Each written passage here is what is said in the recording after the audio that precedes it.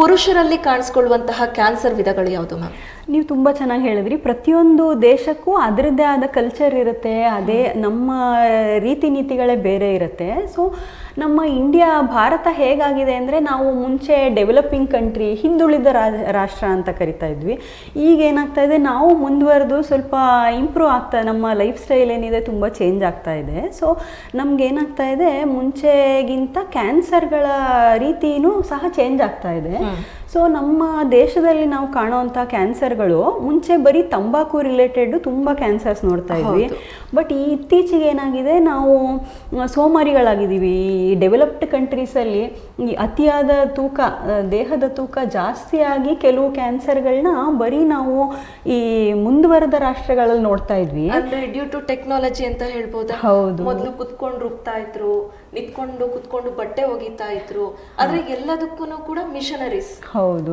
ಈಗ ನೀವು ಹಸುಗಳನ್ನ ಮೇಯ್ಸಕ್ಕೆ ಕರ್ಕೊಂಡು ಹೋಗ್ತಾ ಇರ್ತಾರೆ, ಬೈಕಲ್ಲಿ ಹೋಗ್ತಾ ಇರ್ತಾರೆ. ಸೊ ಆ ಥರ ಏನಾಗಿದೆ, ಈ ಮಷಿನ್ಸ್ನ ಯೂಸ್ ತುಂಬ ಮಾಡ್ತಾ ಇದ್ದೀವಿ. ಇದರಿಂದ ಸ್ವಲ್ಪ ಸೋಮಾರಿಗಳಾಗಿದ್ದೀವಿ.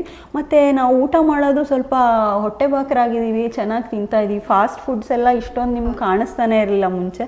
ಸೊ ಈಗ ನಾವು ಅತಿಯಾಗಿ ತಿಂತಾ ಇದ್ದೀವಿ ಮತ್ತು ಜಾಸ್ತಿ ಕೆಲಸ ಮಾಡ್ತಾ ಇಲ್ಲ. ಸೊ ಇದರಿಂದ ಮುಂದುವರೆದ ದೇಶಗಳಲ್ಲಿ ಯಾವ ಕ್ಯಾನ್ಸರ್ಸ್ ನಾವು ನೋಡ್ತಾ ಇದ್ವಿ, ಅದನ್ನೀಗ ನಾವು ಭಾರತದಲ್ಲಿ ಸಹ ನೋಡ್ತಾ ಇದ್ದೀವಿ.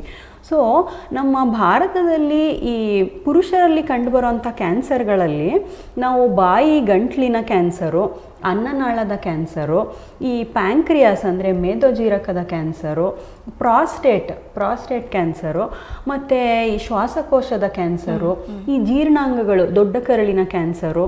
ಸೊ ಈ ಥರ ಮತ್ತು ಲಿಂಫೋಮಾ ಅಂತ ಲಿಂಫ್ ಗ್ರಂಥಿಯ ಕ್ಯಾನ್ಸರ್ಗಳು, ಇದೆಲ್ಲ ಟಾಪ್ 10 ಕ್ಯಾನ್ಸರ್ಸಲ್ಲಿ ಈ ತಂಬಾಕು ರಿಲೇಟೆಡು ಮತ್ತು ಈ ಅತಿಯಾದ ದೇಹದ ತೂಕದಿಂದ ಬರುವಂಥ ಕ್ಯಾನ್ಸರ್ಗಳನ್ನ ತುಂಬ ನೋಡ್ತಾ ಇದ್ದೀವಿ.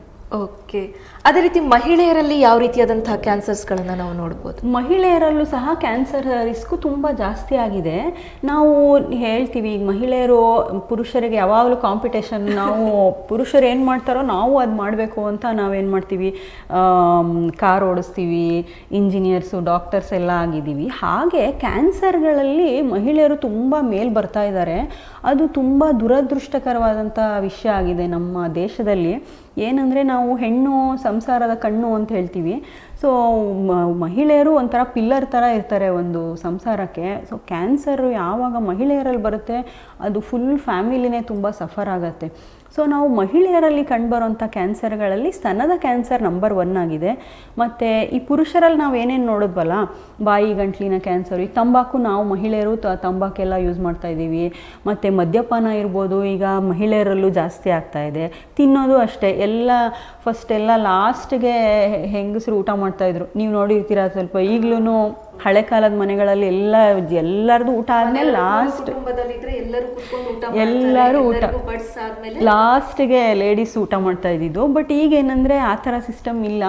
ಸ್ವಲ್ಪ ತಿನ್ನೋದು ಜಾಸ್ತಿ ಆಗಿದೆ. ಮತ್ತು ಮಕ್ಕಳಿಗೆ ಅಂತ ಏನೋ ಕೊಡಿಸ್ತಾರೆ, ಮಕ್ಕಳು ತಿನ್ನಲಿಲ್ಲ ಅಂದರೆ ಅದನ್ನು ಸ್ವಲ್ಪ ಮಹಿಳೆಯರು ತಿನ್ನೋದು ಸ್ವಲ್ಪ ಜಾಸ್ತಿ ಇದೆ.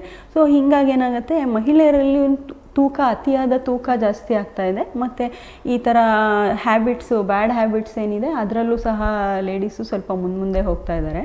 ಸೊ ಪುರುಷರಲ್ಲಿ ಬರೋವಂಥ ಎಲ್ಲ ಕ್ಯಾನ್ಸರ್ಸೂ ಮಹಿಳೆಯರಲ್ಲೂ ಬರ್ಬೋದು. ಬಾಯಿ ಗಂಟ್ಲಿನ ಕ್ಯಾನ್ಸರ್ ಇರ್ಬೋದು, ಶ್ವಾಸಕೋಶದ ಕ್ಯಾನ್ಸರು, ದೊಡ್ಡ ಕರುಳಿನ ಕ್ಯಾನ್ಸರು, ಇದೆಲ್ಲ ನಾವು ಲೇಡೀಸಲ್ಲೂ ನೋಡ್ತಾ ಇದ್ದೀವಿ.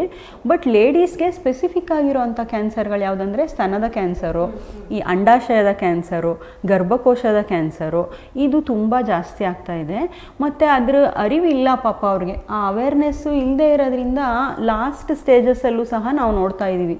ಸೊ ಈ ಥರ ನಾವು ಪ್ರೋಗ್ರಾಮ್ಸ್ ಮಾಡೋದ್ರಿಂದ ಏನಾಗುತ್ತೆ, ಅವ್ರಿಗೆ ಕ್ಯಾನ್ಸರ್ ಸಿಂಪ್ಟಮ್ಸು ಅಂತಲೇ ಗೊತ್ತಾಗಲ್ಲ ಅವ್ರಿಗೆ. ಸೊ ನಮ್ಮ ಪೇಷಂಟ್ಸ್ ಕೇಳ್ತಾರೆ, ಅಯ್ಯೋ ಇದು ಕ್ಯಾನ್ಸರ್ ಲಕ್ಷಣ ಅಂತ ನನಗೆ ಗೊತ್ತಿದ್ದಿದ್ರೆ ನಾನು ಫಸ್ಟೇ ಬರ್ತಾ ಇದ್ದೆ ಮೇಡಮ್ ನಿಮ್ಮ ಹತ್ರ ಅಂತ. ಸೊ ಅವರು ಸ್ವಲ್ಪ ಅರಿವು ಮೂಡಿಸೋದ್ರಿಂದ ಕ್ಯಾನ್ಸರ್ನ ನಾವು ಅರ್ಲಿ ಸ್ಟೇಜಸ್ ಅಂದರೆ ಆರಂಭಿಕ ಹಂತಗಳಲ್ಲೇ ಪತ್ತೆ ಮಾಡ್ಬೋದಾಗಿದೆ.